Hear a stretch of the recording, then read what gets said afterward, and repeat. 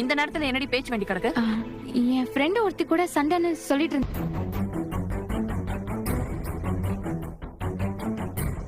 வந்தேன். இந்த நேரத்துல நீ என்ன போன் பேசிட்டு இருந்தியா? அதான் என்னன்னு பாக்கலாம்னு வந்தேன். இவ சொல்ற ஏதோ நம்புற மாதிரியே இல்லையே.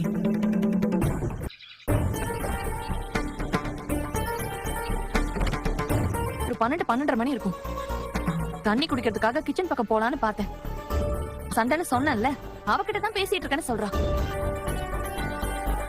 தெரியல என்ன ஏன் இப்படி டார்ச்சர் பண்ற, நான் உனக்கு கெஞ்சி கேக்குறேன்னு ஏதேதோ பேசிட்டு இருக்கா. எனக்கு என்னமோ அவ நார்மலா இருக்கிற மாதிரியே தோணல. வேற ஏதோ பிரச்சனை இருக்கு. ஃப்ரெண்ட் சண்டை போட்டதுக்கெல்லாம் ஃபீல் பண்ற ஆளா அவ? இவன் நம்ம கிட்ட ஏதோ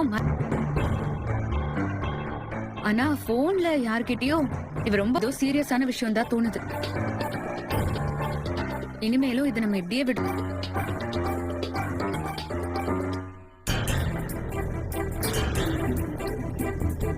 நான் உனக்கு கேட்ட உண்மையா சொல்லுவியா? மாதிரி இல்லையே, என்னாச்சு? அதான் சொன்னேனேக்கா,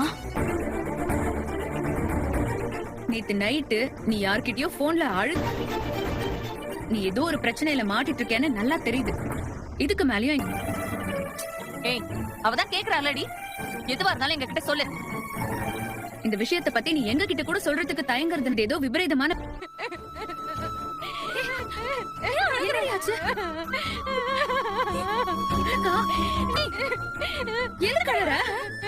என்னாச்சு? நீ சொன்ன மாதிரி ஒரு விபரீதமான பிரச்சனையில தான்க்கா மாட்டிக்கிட்டேன். என்ன நர்மதா சொல்ற? காலேஜ்ல என் கூட படிக்கிற பையன் என்ன ரொம்ப டார்ச்சர் நல்லவன்னு நினைச்சேன். அவன் கிட்ட பேச ஆரம்பிச்சேன்.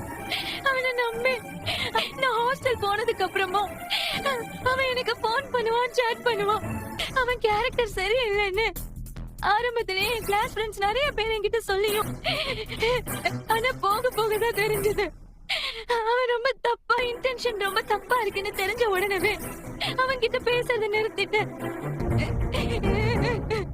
அவன் கிட்ட நான் பேசாம அவன் கூட சாட் பண்ணாம இருந்ததுல இருந்து பழைய மாதிரி அவன் கிட்ட பேச சொல்லி ரொம்ப டார்ச்சர் பண்ணான்.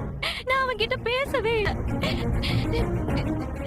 இப்ப நான் இங்க வீட்டுக்கு வந்தது தெரிஞ்சு என்ன உன் வீட்டுக்கு வந்த எல்லார்கிட்டையும் உன்னை பத்தி தப்பா தப்பா சொல்லிடுவேன்னு என்ன மிரட்டுறாங்க. நான் உனக்கு கண்டிப்பா உன் வீடு தேடி வருவேன்னு சொல்றாங்க.